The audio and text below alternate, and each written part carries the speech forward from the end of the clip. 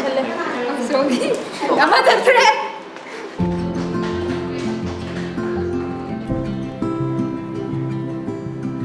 Miyama sumana putoga magi matanga khwaidagi phazaba khwaidagi positive hoy khwaidagi mase sakthane phazaba different cultures nina aduga plus college pass out ngakane ba haidi college tamba loida ngai ba adu mane am oye ba ada moidi interviewers se impress tawni ne ba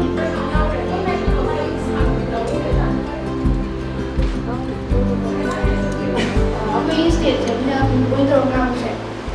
And if you apa the pinpoint kau mana kamu level kau apa, itu standard kau apa, tanggal apa kan dari itu dia yang lalu kan and as a CM my first priority will be always people and not myself. Karena semuanya hanya Nama macam tu macam dah percaya aku na yang nanti itu percaya saya pergi ekonomi sedagi mapan lagi mungkin aku sudah nak ikut nama tourism mama semua aku pergi state se hendak promote aku jadi ini nak kan saya hendak pasal nama mapan tu promote aku raga percaya hendak aku sudah tadi itu na ekonomi semua yang tadi GDP improve tahu tadi tapi kita kita naik ke tempat hal tadi.